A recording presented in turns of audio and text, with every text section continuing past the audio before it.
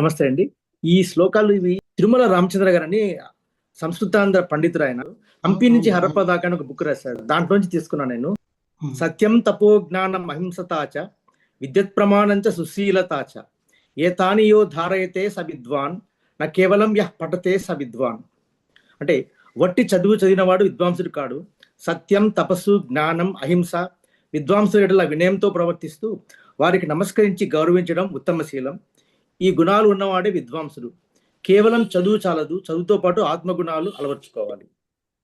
కానీ ఆత్మగుణాలతో ఉన్నదే విద్య. తర్వాత ఇదొక్క శ్లోకం ఒకటి కూడా చదువుతాను, ఎందుకంటే ఇద్దరి గురించి మనం చదువుకున్నాం. ఏంటి, పాణిని గారిని చెప్పుకున్నాం ఒక ప్రార్థన, వరరుచి గారి మీద ప్రార్థన చెప్పుకున్నాం. మూడో ఆయన అసలైన మన పతంజలి మహర్షి గారు, ఆయన మీద కూడా మనం ఒక శ్లోకం చెప్పుకుందాము. ఇది కూడా చిన్న ప్రార్థన శ్లోకం లాంటిదే. యోగేన చిత్తస్య పదేన వాచా మలం శరీరస్య చ వైద్యకేన యోపాకరోత్తమం ప్రవరం మునీనాం పతంజలిం ప్రాంజలిరానతోస్మి పతంజలిం ప్రాంజలి ఆనతోస్మి. మన పతంజలి మహర్షి మీద, మనకు ముగ్గురు మునిత్రయంలో మూడో ఆయన ఉన్నారు. ఈయన మీద ఒక చిన్న ప్రార్థన శ్లోకం.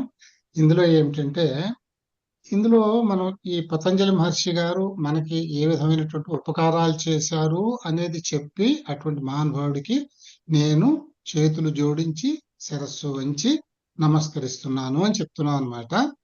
యోగేన చిత్తస్య మలం, యోగం చేత చిత్తమలాన్ని, అలాగే పదేన వాచాం మలం, వాచాం అంటే మన పదాలు, మన వాక్కు, పదేన పదము అంటే పదశాస్త్రం అంటే వ్యాకరణం అని చెప్పుకున్నాం. ఈయన వ్యాకరణానికి కదా మహాభాష్యం రాశారు, పాణిని వ్యాకరణం మీద. అంచేత వ్యాకరణ శాస్త్రం ద్వారా ఈయన రాసిన మహాభాష్యం ద్వారా వాచాం మలం, నా స్పీచ్, నా వాక్ ఉండేటటువంటి మలాన్ని కూడా తొలగించేవాడు, మలాన్ని. అలాగే శరీరస్య మలం చ, శరీరం యొక్క మలాన్ని కూడా వైద్యకేన, నీ వైద్యం చేత. ఇక్కడ ఒకటి గుర్తు పెట్టుకోవాలి, కేవలం యోగమును వ్యాకరణ శాస్త్రం మాత్రమే కాదు, ఆయుర్వేదంలో కూడా పతంజలి మహర్షి కృషి చాలా ఉంది, ఆయన కాంట్రిబ్యూషన్ చాలా ఉంది అనమాట. ఇక్కడ వైద్యకేన అంటే ఆయుర్వేద వైద్య సిద్ధాంతాల ద్వారా అని అర్థం ఇక్కడ. అంచేత శరీరస్య మలం వైద్యకేన, నీ ఆయుర్వేద వైద్యంతో మా శరీరం యొక్క మలాన్ని, యహ ఎవరైతే అపాకరోత్తమం, అపాకరం అంటే ఏమిటంటే తొలగించి వేయటము, తొలగించటము అని అనమాట. అపాకరోత్తమం ప్రవరం అంటే మ్యాచ్లెస్, మహానుభావుడు అని అర్థం. మునీనాం, మునికి అంటే అత్యుత్తముడైనటువంటి ఇటువంటి మలాలన్నింటినీ తొలగించేటటువంటి మునికి. పతంజలిం, ఆ పతంజలి మహర్షికి. ప్రాంజలి అంటే ముకుళించిన చేతులతోటి. ఆనత అంటే శిరస్సు వంచి, నతము అంటే తల వంచడం కదా, ఆనత అంటే ఆ నత అన్నమాట, అంటే శిరస్సు వంచి.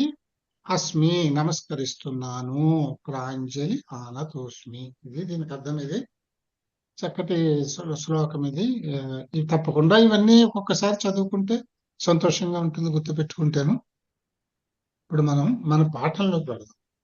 ఈ పాఠంలోకి పెడితే నన్ను మనం ఏం చూసామంటే, ఇక్కడి నుంచి చాలా ముఖ్యమండి. ఇక్కడి నుంచి మీరు గమనించండి, మీకు చూస్తుంటే చాలా సింపుల్, ఇది ఏమిటి చదివేది, ఇవన్నీ వచ్చును కదా తెలుసును కదా అన్నట్టే ఉంటాయి. కానీ తెలియడం వేరును, సమయానికి పలకగలగటం వేరును. ఇప్పుడు ఇవన్నీ పఠతే లెక్కతే క్రీడతే చూస్తుంటే తెలిసిపోయినట్టే ఉంటాయి. ఎన్నిసార్లు చదువుతూ ఏం రాస్తాం అనిపిస్తుంది. కానీ మీరు సొంతంగా ఒక వాక్యాన్ని ఫ్రేమ్ చేయాలి సంస్కృతంలోనూ అంటే, గబుక్కుని అక్కడ పాడటము అంటే ఏమనాలి అనే డౌట్ వస్తుంది మీకు. అది రాకుండా ఉండడం కోసం ఎక్సర్సైజులు తప్పకుండా చేయాలి. మీరు ఎక్సర్సైజులు చేయండి. మనం అనేకమైనటువంటి, ఇంతకు ముందుగా మనం మొట్టమొదలు చూసిన క్రియారూపాలు ఏమిటంటే అస్థి, భవతి అనే రెండు క్రియారూపాలు చూసాం.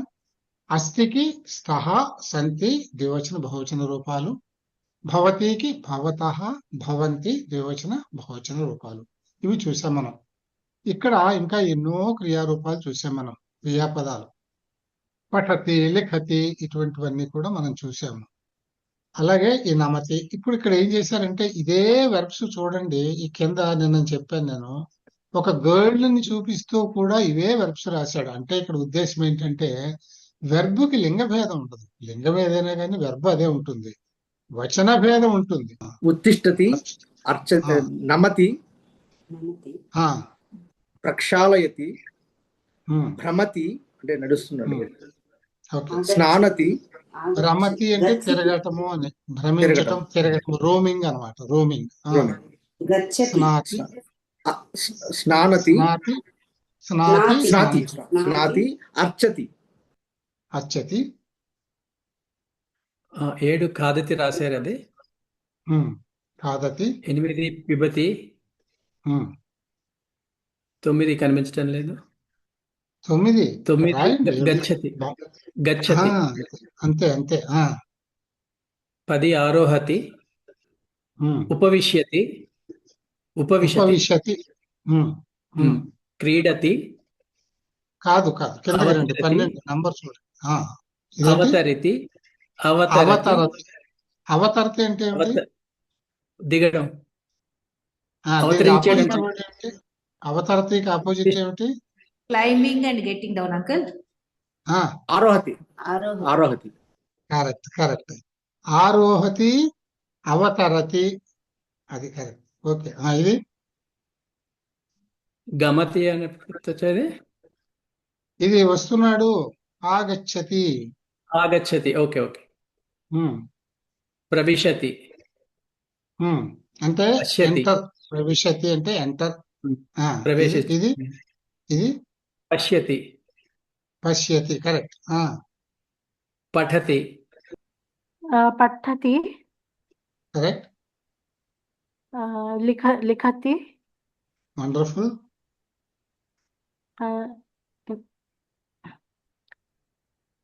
క్రీడతి, క్రీడతి, క్రీడతి, గచ్చతి, ఆగచ్చతి. హీస్ కమింగ్ కదా, అంటే ఆగచ్చతి. గచ్చతి అంటే ఓకే. గోయింగ్. Okay okay. ఈయన ఇటు ఇటు చదివారులే, పర్వాలేదు, మళ్ళీ చదువు. ప్రవిశతి. ఇది ఇది 18th తెలియదు. ఇక్కడ 17, 18, 19 నంబర్లు కనిపిస్తున్నాయి కదా, ఆ ఆర్డర్లో చదవాలి. 18th నాకు తెలియలేదు. చూడటం, లుకింగ్. What is that? పశ్యతి. ఓకే. పశ్యతి. ఓకే. పశ్యతి, లుకింగ్ అన్నమాట, సీయింగ్. పశ్యతి, వదతి, నిద్రతి, నిద్రాతి. నిద్రాతి నిద్రపోవడం, అంతే. నిద్రాతి. ఓకే, బాగుంది. ఇందులో ఉదాహరణానుగుణం వాక్యాన్ని రచయంతు. బాలకః, బాలకః పఠతి. ఓకేనా? బాలకః పఠతి. బాలకః పఠతి, బాలికా క్రీడతి, తరుణః ధావతి. భక్తః ధావతి అంటే ఇక్కడ ధావతి అంటే కిక్కింగ్ కాదు, running. Running, running, right right. భక్తః అర్చతి. అంకుల్ నాకు ఇక్కడే డౌట్ అంకుల్, నమతికి అర్చతికి డిఫరెన్స్ ఏంటి అంకుల్? ఏమీ లేదు, నమతి. ఏదైనా రాయొచ్చు. రెండు వర్బులు అంతే. అర్చిస్తున్నాడు, భజతి కూడా రాయొచ్చు, నమతి, భజతి, అర్చతి, ఏదైనా రాయొచ్చు, ఏదైనా అన్ని పర్వాలేదు. మొక్కడే అంటే అన్నిటిని నీకు pray ఇక్కడ చేయడం. కింద కింద వీడు వర్డ్స్ ఇచ్చి ఫిలప్ చేయమని ఉంటే అప్పుడు నీకు చూడాలి. ఇక్కడ కింద వర్డ్స్ ఏమి ఇవ్వలేదు కదా, లేనప్పుడు నీ ఇష్టం వచ్చినట్టు మొదటి వర్డ్ రాయొచ్చు. భక్తః నమతి, భక్తః అర్చతి, భక్తః భజతి అంటే భజిస్తున్నాడు, ఏదైనా పర్వాలేదు. Okay uncle. లేదు ప్రార్థన గాయక. చేయించి చదువుతున్నాడు, భక్తః గాయతి, ఏదైనా చెప్పచ్చు. ఓకే. Okay uncle. గాయకః గాయతి, నటః నటహతి. నటతి వస్తుంది అంకుల్, నటహతి వస్తుందా? నటః ఉంది కదా, నటహతి వస్తుందా లేకపోతే నటతి నటహతి అని ఉండదు. నటహకి నీకు వద్దులేది, నృత్యతి అని వస్తుంది. నృత్యం చేయడం కదా, నట అచ్చా. నృత్యతి, నృత్య అన్నమాట. ఇక్కడ నృత్ అనేటటువంటి వర్బ్ అది, నృత్యతి. వదిలేసేయాలి అక్కర్లేదు. ఇచ్చే ఓకే. వానరः ఉపవిశతి, బాలకः ఖాదతి. స్త్రీ ఖాదతి, ఓకే. వృద్ధ పశ్యతి, అధ్యాపకः పఠతి, ఏంటి వృద్ధः అధ్యాపకः పఠతి. పఠతి చెప్పావా? చదువుతున్నాడు. ఓకే ఓకే పఠతి. ఓకే చదువుతున్నాడు. Okay right. చదువుతున్నాడు. వృద్ధः పశ్యంతి. తిష్టతి. ఓకే. పశ్యంతి ఇంకా రాలేదు కదా మనం. పశ్యతి అని చెప్పు, పర్వాలేదు. లేదు ఉపవిశతి, ఓకే. కూర్చున్నాడు అంతే కదా. వృద్ధ ఉపవిశతి. ఉపవిశతి. జనని వండుతోంది వాచతి. అంటే ఏంటన్నది తెలుసు. అంటే పచ్చతి అని వస్తుంది మనకి. కొత్త మాటలు అయితే వదిలేసేలే. జనని పచ్చతి, పచ్ అనే ధాతువులోంచి పచ్చతి అంటే వండటం అనమాట. పశ్యతి. ఓకే, ఇది కూడా వదిలేసేలే. ఆ, యాత్రిక ఇది చెప్పు. యాత్రిక తాగుతున్నాడు. యాత్రిక ఉమ్, పిబతి, తాగడాన్ని పిబతి పిబతి. త్రాగుతున్నాడు. పిబతి. ధనిక ధనికః దదాతి. మనకు రాలేదులే ఈ మాటలు, పర్వాలేదు. నేను చెప్తున్నాను కదా, ఇస్తున్నాడు. మీరు ఒకసారి ఇది విని అర్థం చేసుకోండి. మీరు ఇవి ఫిలప్ చేస్తే మీకు వస్తుంది అనమాట. అప్పుడు మీరు ఫిలప్ చేసేటప్పుడు ఎక్సర్సైజ్ కింద చేయాలి. ఎక్సర్సైజ్లు ఇవి మీరు చేసినప్పుడు మీకు Okay. డౌట్ వస్తే ఇప్పుడు రెఫర్ చేసుకుని ఆ మాటగా ఏం చెప్పానో అవి గుర్తు పెట్టుకోండి. This is all vocabulary building మీకు. ఓకేనా? ఇందులో చూడండి. ఓకే, అక్కడికి అది వదిలేద్దాము. తర్వాత ధనికః ఏం చెప్పారు? ధనిక ఇంకా చెప్పలేదు. దదాతి. దదాతి చెప్పాను. దదాతి అంటే ఇవ్వడము అన్నమాట. దదాతి. ఇప్పుడు నేను మీకు ఇప్పుడు దదాతి అనే మాట తెలియకపోవచ్చు. తెలియనప్పుడు మీకు తెలిసిన మాటల్లో చెప్పొచ్చు. నువ్వు ఎలాగ దానం చేస్తున్నాడు ఏం చెప్పొచ్చు చెప్పు నాకు. అది ఇప్పుడు తర్వాత చెప్తాను నేను మీకు. ఇప్పుడు అదే చెప్పబోతున్నాను. ఈ కింద ఉంది చూడండి, కరోతి అని. అంటే ధనిక దానం కరోతి, ధనికుడు దానం చేస్తున్నాడు. దదాతి అనే మాట గుర్తు రాకపోతే అట్లా రాయొచ్చు. అర్థమైంది కదా? అలా అన్నమాట. సో ఇక్కడ దదాతి అని రాయొచ్చు. Sorry uncle. చోరహ ఏంటి అంకుల్? చోరహ ఏం చేస్తున్నాడు అంటే దొంగలిస్తున్నాడు. చోరహ చోరయతి అంటే ఇది. లేకపోతే చోరహ ధావతి అను, మనకు తెలిసిన మాట అని చెప్పు. పరిగెడుతున్నాడు కదా, పారిపోతున్నాడు. చోరహ Okay. ధావతి. కరోతి అనే మాటను ఇంట్రడ్యూస్ చేస్తున్నారు. ఇది ఒకటి మీకు అస్థి భవతి లాగే చాలా ఎక్కువ సార్లు పనికొచ్చేది. మనకి ఉపకారం చేసే వర్బ్ ఇది కరోతి అనేది. మనకి ఇది ఉపకారం చేసే వర్బ్ అన్నమాట. అంటే ఉపకారం చేయడం అంటే కరోతి అని అంటే ఏమిటంటే చేస్తున్నాడు, డూయింగ్ అని అర్థం అనమాట. హీ డస్, అది they do, does, do, doing, ఇవన్నీ కరోతి అనే దానికి అర్థం అనమాట. ఇది మనకి ఉపకారం చేసే మాటను ఎందుకు అని అన్నానంటే, ఇక్కడ చూడండి మీరు, ధనికుడు ఇస్తున్నాడు, దదాతి అని అంటాం మనం. ఈ దదాతి అనే మాట గుర్తు రాకపోతే మనకి ఈజీగా దానం కరోతి అనొచ్చు కదా. ఆ కరోతి అలా వాడుకోవచ్చు అనమాట. ఏదన్నా కానీ రాకపోతే కరోతిని వాడుకుంటే మీకు ఆ ప్రాపర్ వెర్బ్ గుర్తు రాకపోతే మీకు గుర్తొచ్చిన ఈక్వల్ వర్డ్ ని పెట్టేసి కరోతి పెట్టేస్తే అయిపోతుంది. ధనిక దానం కరోతి అని దీనికి రాసుకోవచ్చు అనమాట. ఆ రకంగా కరోతిని మనం వాడుకోవచ్చు. ఇప్పుడు ఇక్కడ చూడండి, అందుకని కరోతిని ఎట్లా ఉపయోగించుకోవాలి అని అంటే, బాలక నమతి అంటే, బాలక నమతి అంటే ది బాయ్ ఈస్ ప్రేయింగ్, నమస్కరిస్తున్నాడు. బాలుడు నమస్కరిస్తున్నాడు, నమతి. దీన్ని ఏమనొచ్చు, ఈ నమతి అనే రూపం తెలియలేదు అనుకోండి మీకు, నమనం కరోతి లేదా నమస్కారం కరోతి, మీరు ఏదైనా చెప్పొచ్చు. లేదు నమః కరోతి, అది సంధి చేస్తే నమస్కరోతి, ఇలా ఏదైనా చెప్పొచ్చు అన్నమాట. ఈ కరోతిని అలా వాడుకోవచ్చు. అలాగే బాలక స్మరతి అనేది బాలక స్మరణం కరోతి. మీరు ఇక్కడ ఒక్క సీక్వెన్స్ గుర్తు పెట్టుకోండి. సంస్కృత భాషలో అన్నింటికంటే చాలా ముఖ్యం ఏమిటంటే ఆ సైక్లింగ్ గుర్తు పెట్టుకోవాలి, సైకిల్ కార్డు గుర్తు పెట్టుకోవాలి. ఇక్కడ చూడండి, ఇక్కడ నేను ఏమన్నాను, దానం.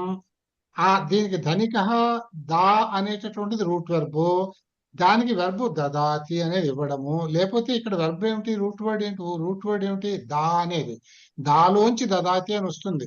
ఇప్పుడు వీటన్నింటికి వచ్చినట్లు కాదు, కొన్ని కొన్ని ఎక్సెప్షన్స్ ఉంటాయి అన్నమాట. అలాగే దా అనే ధాతువులో నుంచి దదాతి అనే వెర్బ్ వచ్చింది, అంటే ఇవ్వడము అని. అది గుర్తు రాలేదనుకోండి, దా అనే వెర్బ్ ఫార్మ్ ఉంది, రూట్ వర్డ్ ఉంది కదా, అనం కలపండి, దానికి దానం అని వస్తుంది అనమాట. అందుకని దాన్ని దానం కరోతి. ఆ అన్నము పెట్టి, రూట్ వర్డ్ కి అన్నము పెట్టి కరోతి అని పెట్టేసేస్తే మీకు వెర్బ్ ఫార్మ్ వచ్చేసింది. అలాగే నమస్కరిస్తున్నాడు, మీకు అర్థమవుతుంది. ఇక్కడ బొమ్మ ఉంది అనుకోండి, బాలు నమస్కరిస్తున్నాడు, చూస్తే తెలుస్తుంది. మీకు నమస్కారం అనే దానికి నమతి అనే మాట మీకు గుర్తు రాలేదనుకోండి, ఐడియా లేదనుకోండి, అప్పుడు ఏం చేయొచ్చు, నమస్కారం కరోతి అని అనొచ్చు అనమాట. అందుకని అదే బాలక నమనం కరోతి అని అంటాం. అలాగే స్మరతి, స్మరణం కరోతి, అన్నింటికి చూడండి అనం చేరుతుంది. ఇక్కడ కూడా అనమ్మే, స్మర నమ్మే, కానీ అనమ్ము ఇక్కడ రా ఉంది కనుక నా అయిందంతే. స్మరణం కరోతి. అలాగే భ్రమతి, భ్రమణం కరోతి. ఏమంటే నేను చెప్పిన ఇది అర్థమైందా మీకు, ఈ సైక్లిక్ ఆర్డర్ అర్థమైందా మీకు? దీని రూట్ వెర్బ్ బ్రహ్మ అనేది రూట్ వెర్బ్, దానికి అనం అనేది జానర్చాలి. అనం ఇక్కడ రేప ఉంది కనుక నమ్మైంది అనమాట. రేప లేకపోతే నమ్ము ఉంటుంది, అంతే. నమ్మ నమనం. స్మర్ స్మృ అనమాట, యాక్చువల్ గా ఇది స్మృ స్మర అవుతుంది, స్మరణం. భ్రమతి బ్రహ్మ అంటే భ్రమణం, అన్నింటికి అనం. అలాగే ఇక్కడ రోదితి, బాలక రోదితి ఏడుస్తున్నాడు, రోదనం కరోతి. ధ్యాయతి అంటే ధ్యానం చేస్తున్నాడు, ధ్యానం కరోతి. ఇక్కడ చూడండి, ధ్యానం చేయడం ధ్యాతి అని రాదు, ధ్యాయతి అని వస్తుంది. ఇది ఒక particular form of verb usage అనమాట ఇది. సో ఇది మీకు తెలియకపోవచ్చు మొదట్లో, అప్పుడు ధ్యానం కరోతి అని వాడేయచ్చు. సో నిందతి, నిందనం కరోతి, ఇలాగా ఇవి మీరు గర్జతి, గర్జనం కరోతి, చింతయతి, చింతనం కరోతి, శృణోతి, శ్రవణం కరోతి. అంటే వినడాన్ని శృణోతి అని అంటాం. శ్రు అనేది ఇక్కడ ధాతు అన్నమాట. దానికి శ్రులో నుంచి శ్రవణం అనం కలిపితే శ్రు ప్లస్ అనం, ఊ ప్లస్ ఆ అవా అవుతుంది. అంచేత శ్రవణం కరోతి. అలాగే స్నాతి, స్నానం కరోతి. నిద్రాతి, నిద్రాం కరోతి. రచయతి, రచనాం కరోతి. ఈ విధంగా ఇది చదువుకోవడమే, మీకు అలవాటు అవ్వడం కోసం కరోతిని వాడుకుని వెర్బ్ని ఏ విధంగా మనం మార్చి రాయొచ్చు అనేది మీరు అర్థం చేసుకోండి. ఒకసారి చదువుకోండి. అందుకని నేను చదివేశాను, చూసి చదవడానికి మీకు అక్కర్లేదు. ఇదన్నీ ఎక్సర్సైజ్, మీరు సెంటెన్సులు రాయాలి. ఇక్కడ చూడండి, భజనం కరోతి, భోజనం కరోతి, అధ్యాపనం కరోతి, అధ్యయనం కరోతి, శయనం కరోతి. ఇట్లా వరుసగా ఇవన్నీ వేరు వేరు సెంటెన్సుల కింద రాయడానికి ప్రాక్టీస్ ఇచ్చాడు. ఇప్పుడు ఇక్కడ చూడండి, ఈ సెంటెన్స్ లో ఏం రాశారంటే, మొట్టమొదటి చూడండి, భజనం కరోతి అంటే భజన చేస్తున్నాడు అని అర్థం. భక్త భజనం కరోతి. బుభుక్షిత భోజనం కరోతి అంటే భోజనాన్ని చేస్తున్నాడు. ఇవి ఈ భజనం, భోజనం, అధ్యయనం ఇవన్నీ కూడా మీకు, మీరు వీటిని ద్వితీయ విభక్తి ప్రయోగం కింద తీసుకోవాలన్నమాట. అలాగే సంశోధక, ఇక్కడ చూడండి, అధ్యయనం సంశోధక అంటే రీసెర్చర్ అనమాట. అధ్యయనం కరోతి బాగా స్టడీ చేస్తాడు. రుగ్ణ శయనం కరోతి పడుకుంటాడు. పథిక భ్రమణం కరోతి భ్రమతి అని అనొచ్చును. వినీత ఆరవది, వినీత అభివాదనం కరోతి అభివాదయతి అని అంటాం. వద్దులేండి అవన్నీ వద్దులేండి. వినీత అంటే ఏంటి? వినీత అంటే వినీత అంటే నమ్రత కలిగిన వాడు అని. ఐదోది పథిక. పథిక మీన్స్ టూరిస్ట్. పథిక ఇక్కడ చూడండి, పథికకి ఏమొస్తుంది మీకు ఇక్కడ, భ్రమణం కరోతి తిరుగుతాడు, టూరిస్ట్. పథిక అంటే టూరిస్ట్. వినీత అంటే ఏ మోడెస్ట్ పర్సన్. దుష్ట దుర్మార్గుడు. గీత ప్రియ అంటే సంగీతం ఇష్టపడేవాడు, సంగీత ప్రియుడు. భక్త భక్తుడు. పండిత పండితుడు. ఛాత్ర విద్యార్థి. భక్త ఆఖరిది భక్త దర్శనం కరోతి. ఛాత్ర స్మరణం కరోతి. పండిత మననం కరోతి. కీర్తనం భక్త కీర్తనం కరోతి. గీత ప్రియ శ్రవణం కరోతి సంగీతం వింటుంటాడు. దుష్ట నిందనం కరోతి వాడందరినీ తిడుతూ ఉంటాడు, అడిగదే పని. సో ఈ రకంగా ఈ సెంటెన్సులు రాయండి. ఇవన్నీ మీకు నేను దీని కింద వదిలేస్తున్నా, హోంవర్క్ కింద, మీరు జాగ్రత్తగా రాయండి. ఇక్కడ ఇక్కడ చూడండి, ఇప్పుడు ఇక్కడ ఇవి ప్రథమ పాఠ అంటే పుల్లింగంలో ప్రథమ విభక్తి పదాలు ఇవి. పాఠ, జప, ఉపహాస, వాద, సత్కార, చేత్కార, అనురోధ, ఇవన్నీ కూడా ప్రథమ విభక్తి.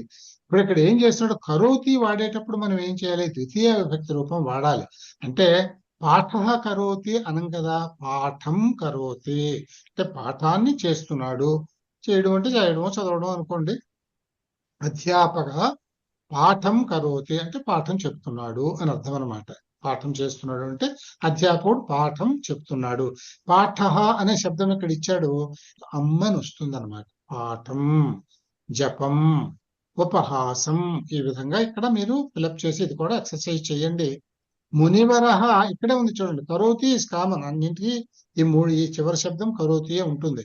మునివరహ జపం కరోతి, ఇక్కడ జపహ అని ప్రథమ విభక్తిలో మీకు వర్డ్ ఇచ్చాడు. యూ హ్యావ్ టు సే మునివరహ జపం కరోతి. దుష్టః ఉపహాసం కరోతి. ఉపహాసం అంటే వికటాటహాసం, అంటే వెకిలిగా నవ్వడం అనమాట. ఉపహాసం అంటే నవ్వులో 6 విధాలైన నవ్వులు చెప్పారు. 6 విధాలలో ఉపహాసం అనేది అన్నిటికంటే వరస్ట్ టైప్ ఆఫ్ నవ్వు, అది 6వ నెంబర్ దాన్ని. అది వెకిలి నవ్వు అనమాట. సో దుష్టః అంటే ఎంతసేపు ఎదరవాళ్ళని గేలి చేస్తూ నవ్వడం. సో దుష్టః ఉపహాసం కరోతి. అలాగే పండితః కరోతి. చదువుతాను సార్. పండితః వాదం కరోతి. గృహిణి సంస్కారం కరోతి. సత్కారం ఇంటికి వచ్చిన వాళ్ళందరికీ మర్యాద చేస్తుంది కదా. సత్కారం కరోతి. రుగ్ణః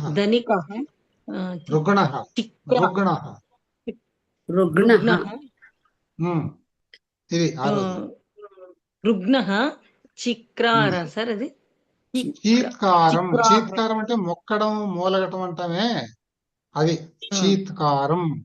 రుగ్ణ అంటే సిక్ పర్సన్, రుగ్ణ అంటే రోగి అని అర్థం.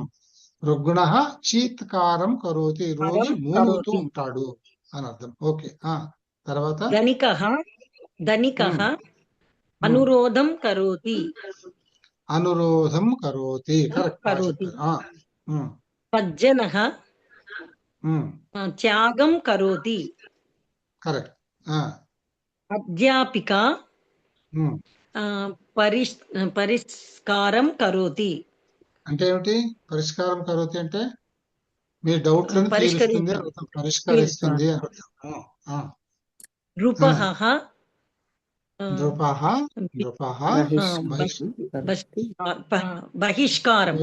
బహిష్కారం కరోతి.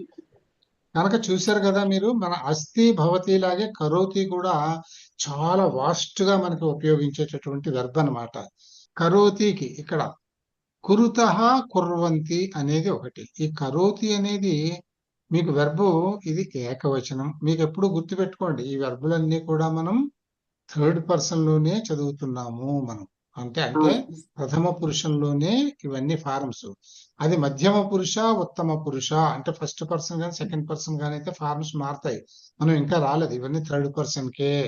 అంచేత ఇప్పుడు అహమ్మను త్వమ్మను అంటే కరోతి అనకూడదు, అది ఇప్పుడు. అందుకని అది వదిలేయండి, ఇవన్నీ థర్డ్ పర్సన్ మాటలకే అనమాట. తర్వాత అస్థికి మనం అస్థి, స్తః, సంతి నంబర్ చదువుకున్నాం మనం. అస్థి అంటే ఏకవచనం, స్తః అంటే ద్వివచనం, సంతి అంటే బహువచనం, అలాగే భవతి, భవతః, భవంతి. అలాగే కరోతికి దీనికి ఫార్మ్స్ కొంచెం తేడాగా ఉంటాయి అన్నమాట. కొన్ని ఎక్సెప్షనల్ కేసెస్ ఉంటాయి. దీనికి ద్వివచనంలో కురుతః అని వస్తుంది, బహువచనంలో కుర్వంతి అని వస్తుంది అనమాట. కురుతః కుర్వంతి చేస్తారు, అది. కనుక కరోతి, కురుతః, కుర్వంతి, ఇది మీరు ఏకవచనం, ద్వివచనం, బహువచనాన్ని బట్టి అర్థం చేసుకోవాలి. కరోతికి మీకు మూల శబ్దం ఏమిటో తెలిసిన ధాతువు క్రూకి వచ్చే ఫార్మ్స్ ఏమిటంటే ఏకవచనం థర్డ్ పర్సన్ లో కరోతి, ద్వివచనంలో కురుతః, బహువచనంలో కుర్వంతి. ఈ క్రూ అనేది మీరు వింటారు, భజగోవిందం శ్లోకంలో వస్తుంది మీకు. సంప్రాప్తే సన్నిహితే కాలే సంప్రాప్తే సన్నిహితే కాలే నహి నహి రక్షతి డుక్రీకరణే. ఆ డుక్రీకరణే అనేదంతా వెర్బ్ అనమాట, దాన్ని ధాతు పాఠము అంటారు. ఆ డు అనేది ఒకటిని, క్రుయి అనే దాంట్లో ఈ అనేటటువంటి అంటే ఇన్యాకి పొల్లు అనమాట అది. ఆ రెండు వాటిని ఒక కోడింగ్ కోసం ఆయన వాడుకున్నాడు. అంటే వాటి క్యారెక్టరిస్టిక్స్ చెప్పడానికి దాన్ని ఒక పద్ధతిగా వాడుకున్నాడు ఆయన. అసలు అందులో ఉన్నది క్రూ అనేది అనమాట, డు క్రూయి అంటే ఆ మధ్యలో ఉన్న క్రూ అనేది వెర్బ్. దాని అర్థం ఏమిటి అని అంటే కరణే, డుక్రుయి కరణే అంటే ఇందులో క్రూ అనే ధాతువు, దాని అర్థం కరణే అంటే చేయడము అని అర్థం. అనే ధాతువు క్రూ కరోతి కురుతః కుర్వంతి అని ఇచ్చారు ఇక్కడ. ఇక్కడ చూడండి, దేవాహ కృపాం, ఇవన్నీ కూడా మీకు చెప్పాను కదా. ఇక్కడ కృపా అని అంటే ఈ కృప అనేది స్త్రీలింగ శబ్దం అయింది, మీకు గమనిస్తూనే ఉంటారు. ఆకారాంతం కనుక స్త్రీలింగ శబ్దం. ద్వితీయ విభక్తి వాడాలి, కృపాన్ని చూపిస్తున్నాడు అంట కదా మనం, అందుకని కృపాం అమ్మని చేర్చడమే. అంటే నిద్రాం, రచనాం, ఉపాసనాం, దయాం ఇట్లా వస్తాయన్నమాట. అయితే కురుతః కుర్వంతి ఎక్కడ వాడతామంటే ఇక్కడ ఇచ్చిన మాటల్లో ద్వివచనం ఉంటే కురుతః వాడాలి, బహువచనం ఉంటే కుర్వంతి వాడాలి. దేవాహ కృపాం కుర్వంతి, దేవాహ అంటే దేవః దేవౌ దేవాహ, బహువచనం కనుక మొదటి వెర్బు ఒకటి ఒకటి ఒకటి మ్యాచ్ చేసుకుని కృపాం కుర్వంతి బహువచనం కనుక. అలాగే అలసాహ, అలసాహ అంటే లేజీ ఫెలోస్ అనమాట. అలసహ అలసౌ అలసాహ నిద్రాం కుర్వంతి, ఈ విధంగా మీరు రాయాలి. ఇక్కడికి వాళ్ళు టాప్ చేసుకుందాం మనము.